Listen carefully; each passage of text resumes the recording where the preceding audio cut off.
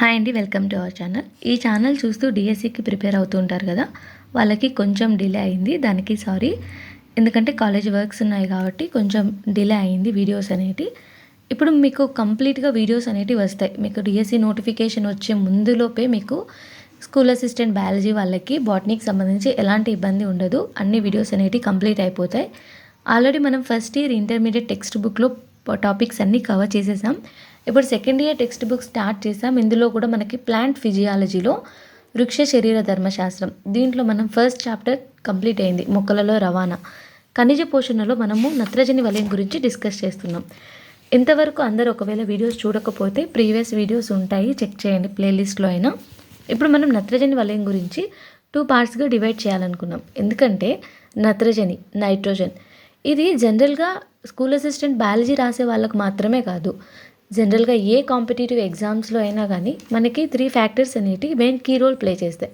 ఒకటి ఫార్మర్స్కి use అయ్యేటి, next మనకి మన సర్వైవల్కి ఏదైతే అవసరమో దానికి, ఏదైనా మన రక్షణకు సంబంధించి, వీటికి సంబంధించి ఏవైనా ఇన్నోవేషన్స్ ఉన్నా లేదా లో కాస్ట్లో అయిపోతున్నా మనకి కంపల్సరీ ఆ విషయాల గురించి తెలుసుకోవాల్సి ఉంటుంది. దానికి సంబంధించిందే ఈ నైట్రోజన్ అనేది కూడా. నైట్రోజన్ని జనరల్గా మొక్కలకి మనం యూరియా రూపంలో ఇస్తూ ఉంటాం. తెల్లగా ఉంటుంది కదా, యూరియా రూపంలో మొక్కలకు చల్లుతూ ఉంటాం. ఒక మొక్క పొడవు పెరగాలంటే మనకి అది కంపల్సరీ. ఇది కెమికల్స్ యూజ్ చేసి మనం తయారు చేసుకుంది యూరియా అనేది. కానీ బయో ఫర్టిలైజర్ అంటే కొన్ని మొక్కలు ఏవైతే ఉంటాయో ఫ్యాబేసి కుటుంబానికి చెందిన మొక్కలు స్వయంగా నైట్రోజన్ని ఫిక్స్ చేసుకోగలవు. అది ఎలా ఫిక్స్ చేసుకుంటాయని మనం నేర్చుకోబోతున్నాం. అయితే ఈ బయో ఫర్టిలైజర్గా ఇది యూజ్ అవుతుంది కదా, అంటే లో కాస్ట్లో ఫార్మర్కి యూజ్ అవుతుంది కాబట్టి దీని గురించి మనం తెలుసుకోవాల్సిన అవసరం ఉంది. ఏ కాంపిటేటివ్ ఎగ్జామ్కైనా ఈ టాపిక్ గురించి తెలుసుకోవాల్సిన అవసరం ఉంది కాబట్టి 2 పార్ట్స్గా డివైడ్ చేయాలి అనుకున్నాం. ఆల్రెడీ ఫస్ట్ పార్ట్ రిలీజ్ చేశాము. ఇప్పుడు సెకండ్ పార్ట్ గురించి డిస్కస్ చేద్దాం. చాలా గ్యాప్ వచ్చింది, నాకు చాలా మెసేజెస్ వచ్చాయి ఈ టాపిక్స్ కంప్లీట్ చేయమని. నేను కంప్లీట్ చేస్తాను, నేను ప్రామిస్ చేస్తున్నాను. మీ నోటిఫికేషన్ వచ్చే టైం కల్లా ఈ చాప్టర్స్ అన్నీ కంప్లీట్ అయిపోతాయి. ఇప్పుడు చూస్తే నత్రజని జీవక్రియ. నైట్రోజన్ అనేది అట్మాస్ఫియర్లో డైనైట్రోజన్ ఫామ్లో ఉంటుంది, అంటే N2 ఫామ్లో ఉంటుంది. అది ఎలా బ్రేక్ డౌన్ అయ్యి మనకి భూమిని చేరుతుంది, భూమి నుంచి మళ్ళీ ఎలా అట్మాస్ఫియర్లోకి చేరుతుంది అనే దాని గురించి మనం కంప్లీట్గా వీడియో డిస్కస్ చేసాము. దాన్ని మనం నత్రజని వలయం అని పిలుస్తాం. దాని గురించి మనం డిస్కస్ చేసాం. ఇప్పుడు మనం జీవ నత్రజని స్థాపన గురించి డిస్కస్ చేయాలి. ఒకవేళ మీరు ముందు వీడియో చూడనట్లయితే ఆ వీడియో చూసేయండి.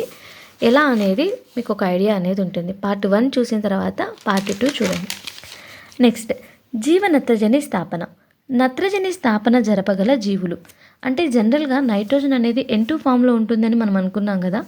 ఆ నైట్రోజన్ని జీవులలో కొన్ని నిర్దిష్ట కేంద్రక పూర్వజీవులు ఏం చేయగలుగుతాయంటే అవి మొక్కకు అందించడం కోసం అవి స్థాపన చేయగలుగుతాయి. అంటే అవి నైట్రోజన్ని ఫిక్స్ చేయగలుగుతాయి. N2 ఫామ్లో ఉన్న నైట్రోజన్ని అమోనియాగా మారుస్తాయి అన్నమాట.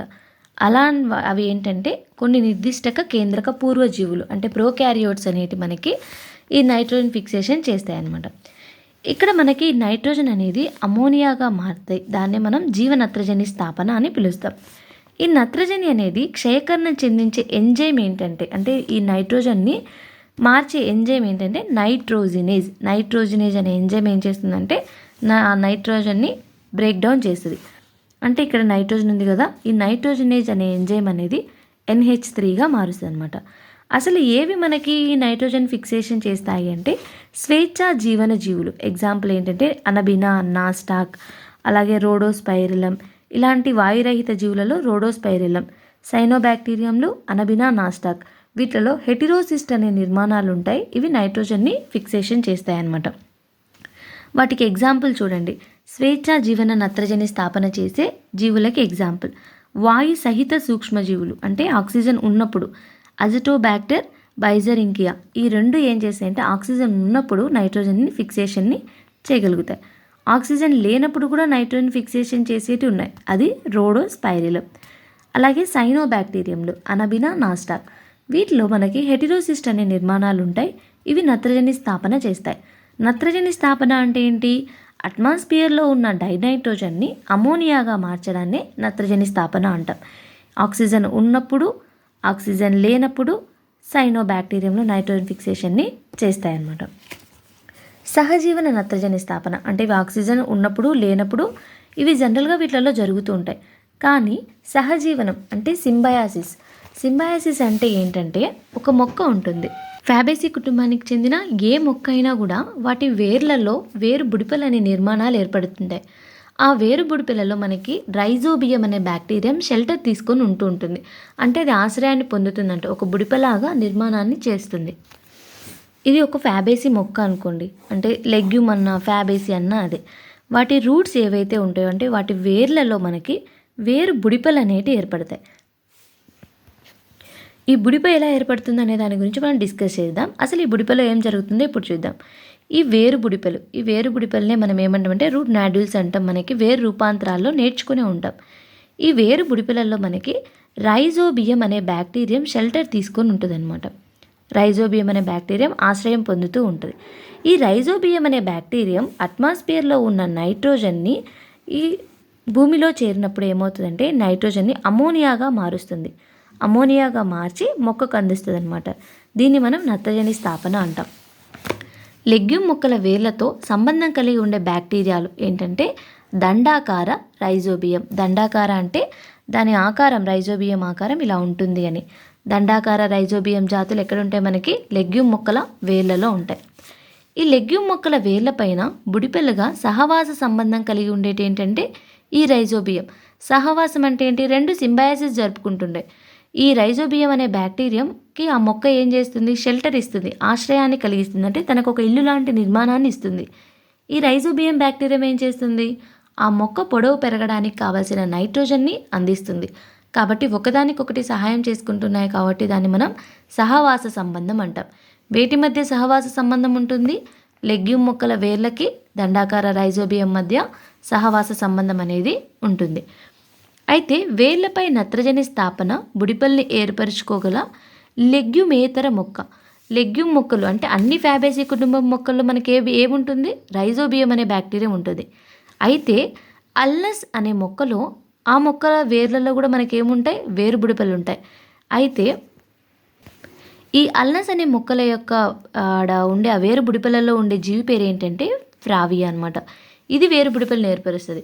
లెగ్యూమ్ మొక్కలలో అయితే రైజోబియం అనే బ్యాక్టీరియం ఏర్పరుస్తుంది. అది లెగ్యూమ్ మొక్క కాదు, అలాంటప్పుడు మనకి ఫ్రావియా అనేది మనకి ఏం చేస్తుంది?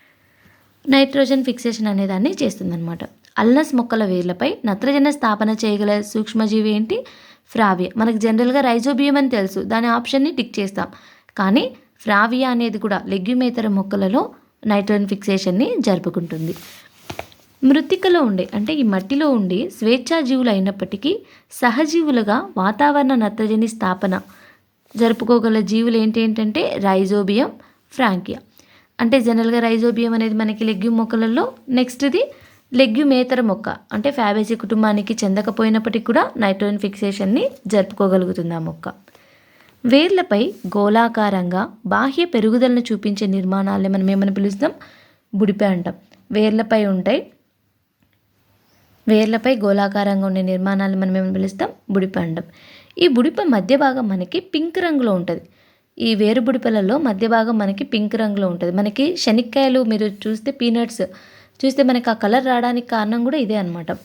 ఆ ఫ్యామిలీ కూడా ఫ్యాబేసే. ఇక్కడ మనకి ఏ కలర్ ఉంటుంది? పింక్ కలర్ ఉంటుంది. అలా పింక్ కలర్లో ఉండడానికి కారణం ఏంటంటే మనకి లెగ్యూమినస్ హిమోగ్లోబిన్, దాన్నే మనం లెగ్ హిమోగ్లోబిన్ అంటాం. ఆ లెగ్ హిమోగ్లోబిన్ ఉండడం వల్లే మనకి ఏ కలర్లో ఉంటాయి? అవి పింక్ రంగులో ఉంటాయి. పీనట్స్ కూడా మనకి వేరు బుడిపెల నుంచి వస్తుంటాయి కాబట్టి కూడా మనకి పింక్ రంగులో కనిపిస్తుంటాయి. అసలు ఈ వేరు బుడిపె అనేది ఎలా ఏర్పడుతుందో ఇప్పుడు చూద్దాం. ఇది ఒక ఫ్యాబేసి కుటుంబానికి చెందిన మొక్క అంటే లెగ్యూమ్ మొక్క అనొచ్చు.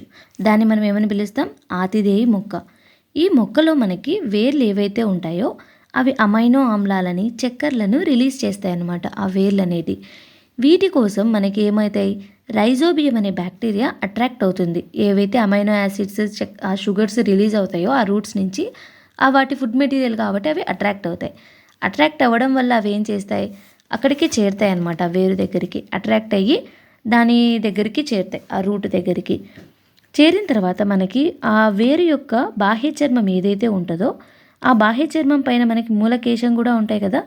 ఈ రైజోబియం బ్యాక్టీరియం అనేది వేరు యొక్క బాహ్య చర్మ కణాలు అలాగే మూలకేశ కణాల చుట్టూ అతుక్కొని సమూహంగా స్థిరపడతాయి. మనకి వేరు అంతర్నిర్మాణం గురించి డిస్కస్ చేసాం. ఇలా ఉంటుంది, తర్వాత వల్కలం ఉంటుంది. ఇలా మనం వేరు నిర్మాణం వేసుకున్నాం కదా. ఈ బాహ్య చర్మం, మూలకేశాలు, వీటి దగ్గర ఇవేం చేస్తాయి, రైజోబియం అనే బ్యాక్టీరియా వాటి చుట్టూ చుట్టుకుంటాయి అన్నమాట. చుట్టుకున్న తర్వాత ఏమవుతాయంటే ఈ మూలకేశాలు అనేటివి వంకర తిరుగుతాయి, అంటే ఇలా రౌండ్ తిరుగుతాయి. ఈ రైజోబియం బ్యాక్టీరియం అనేది లోపలికి ఎంటర్ అవుతుంది అనమాట. ఈ రైజోబియం బ్యాక్టీరియం అనేది ఎక్కడి నుంచి వెళ్తుంది, మనకి రూట్ హెయిడ్స్, మూలకేశాల నుంచి లోపలికి వెళ్తుంది. ఎక్కడి వరకు వెళ్తుంది, వల్కలంలోకి వెళ్ళి బుడిపై ఏర్పడడం స్టార్ట్ చేస్తుంది. వల్కలం లోపలికి వెళ్ళి అక్కడికి వెళ్ళిన తర్వాత ఆతిథేయ కణాలు అనేటివి విభజన చెందుతాయి. అలా విభజన చెందేటప్పుడు ఇవి కూడా చెంది రౌండ్గా ఫామ్ చేస్తాయి. ఈ బుడిపలాగా ఫామ్ చేసాయి అనమాట. పోషకాల పరస్పర మార్పిడి కొరకు ఆతిథేయ నాళికా పుంజాలతో నేరుగా సంబంధాన్ని ఏర్పరచుకుంటుంది. అంటే ఫస్ట్ ఏం చేస్తాయి, అట్రాక్ట్ అయ్యి రూట్ దగ్గరికి వస్తాయి. ఆ రూట్లో మనకి సెక్షన్, అంటే మనం సెక్షన్ కటింగ్ చేసి చూసినప్పుడు మనకు తెలుసు అనమాట, బాహ్య చర్మం, వల్కలం ఇవన్నీ ఉంటాయని. ఈ మూలకేశం దగ్గరికి వచ్చిన తర్వాత ఈ మూలకేశాన్ని అవి వంపు తిరిగి లోపలికి ఎంటర్ అవుతాయి. ఎంటర్ అయిన తర్వాత అవి ఏం చేస్తాయి, ఆతిథేయ కణాలతో పాటు విభజన చెంది బుడిపెని ఏర్పరచుకుంటాయి. చూడండి, వేరు బుడిప కలిగి ఉండే జీవ రసాయన అనుఘటకాలు ఏంటంటే నైట్రోజనేజ్ ఎంజైమ్ ఉంటుంది, లెగ్ హిమోగ్లోబిన్ ఉంటుంది. అంటే మనకి ఆ రూట్ నాడిల్లో ఏమేమి ఉంటాయి, నైట్రోజనేజ్ ఎంజైమ్ ఉంటుంది, లెగ్ హిమోగ్లోబిన్ ఉంటుంది. నైట్రోజనేజ్ ఎంజైమ్ అంటే మనకి మాల్బిడినం ఫెరస్ ప్రోటీన్ అనమాట. అది వాతావరణ నత్రజనిని అమోనియాగా మార్చేది ఏంటి, మనకి నైట్రోజనేజ్ అనే ఎంజైమ్. అంటే అట్మాస్ఫియర్లో ఉన్న నైట్రోజన్ని మనకి ఏంగా మారుతుంది, అమోనియాగా మారే మొక్కకి వెళ్తుంది కదా, దాన్ని మనం నైట్రోజనేజ్ అంటాం. ఈ నత్రజని స్థాపనలో మొదట స్థిర ఉత్పన్నం జరిగే చర్యను చూద్దాం. N2 ఫామ్లో ఉంటుంది నైట్రోజన్, హైడ్రోజన్, ఎలక్ట్రాన్స్ ఎనర్జీని యూజ్ చేసుకొని మనకేమవుతుంది, మనకి అది అమోనియాగా మారుతుంది. అలాగే మళ్ళీ H2గా రిలీజ్ అవుతుంది అనమాట, పాస్పేట్ కూడా. ఈ అనురూప ఆక్సిజన్ పట్ల సున్నితత్వాన్ని ప్రదర్శించేది ఏంటంటే నైట్రోజనేజ్ ఎంజైమ్. ఎప్పుడు, ఆక్సిజన్ లేని టైంలలో. అదే ఆక్సిజన్ నుంచి రక్షించడానికి బుడిపలో అనుకూలనాలను కలిగి ఉండే ఎంజైమ్ ఏంటి, నైట్రోజనేజ్ అనే ఎంజైమ్. అలాగే మనకి లెగ్ హిమోగ్లోబిన్ అనేది కూడా ఆక్సిజన్ స్కావెంజర్ అనమాట. ఇది స్వేచ్ఛ జీవన పరిస్థితులలో వాయు సహితం నత్రజని స్థాపన సంఘటనలో అవాయ పరిస్థితులకి అనుకూలం. అంటే నత్రజని స్థాపన ఎప్పుడు జరుగుతుంది, మనకి ఆక్సిజన్ లేనప్పుడు జరుగుతూ ఉంటుంది. ఈ అమోనియా సంశ్లేషణ చర్యలో మనకి నైట్రోజనేజ్ ఎంజైమ్కి అవసరమయ్యే అత్యధిక శక్తి, అంటే ప్రతి NH3 ఒక్కొక్క అమోనియా ఏర్పడడానికి మనకి ఎంత అవసరం, ఎనర్జీ 8 ATPల ఎనర్జీ అనేది అవసరం అన్నమాట. ఈ అవసరమైన శక్తి మనకి ఆతిథేయ కణాల్లో జరిగే శ్వాసక్రియ నుంచి, అంటే గ్లైకాలసిస్ అనే ప్రాసెస్ నుంచి మనకి గ్రహించబడుతుంది. అక్కడ విడుదలైన ఎనర్జీ అనేది మనకి ఇక్కడ యూజ్ అవుతుంది అనమాట. ఇది మనకి లెగ్ హిమోగ్లోబిన్ గురించి. అలాగే మనం ప్లాంట్ బాడీలో ఎలాగ మనకి నైట్రోజన్ అనేది ఫిక్సేషన్ అవుతుంది, రూట్ నాడిల్స్ ఎలా ఫామ్ అవుతుంది, అలా వాటన్నిటి గురించి వీడియో చేయడం జరిగింది. నెక్స్ట్ వీడియోలో మనకి ఫేట్ ఆఫ్ అమోనియా లోపలికి వెళ్ళిన తర్వాత ఎలా జరుగుతుంది అనే దాని గురించి డిస్కస్ చేస్తాం. ఈ వీడియో కంప్లీట్గా ఒకవేళ లైవ్ సెషన్ కావాలనుకుంటే కమెంట్ సెషన్లో చెప్పండి. వీడియో అర్థమైనట్లయితే లైక్ చేసి కమెంట్ చేయండి. మీకు ఏదైనా ప్రాబ్లంగా ఉన్నా లేకపోతే అర్థం కాకపోయినా కమెంట్ సెక్షన్లో చెప్పండి. నెక్స్ట్ పార్ట్లో మనకి ఫేట్ ఆఫ్ అమోనియా వస్తుంది. నెక్స్ట్ మనకి ఎంజైమ్స్ అనే టాపిక్ కూడా ఈరోజు అయితే నేను కవర్ చేస్తాను. కంప్లీట్గా ఎప్పుడు టైం ఉంటే అప్పుడు వీడియోస్ పెట్టడానికి ట్రై చేస్తుంటాను. మీరు ఛానల్ని ఫాలో అవుతూ ఉండండి. ఇన్ని రోజులు వెయిట్ చేసినందుకు సారీ. ఇక మీదట వీడియోస్ అనేవి మీకు మీ DSE నోటిఫికేషన్ వచ్చేలోపు మీకు టాపిక్స్ అనేవి అయితే కవర్ అవుతాయి. Thank you.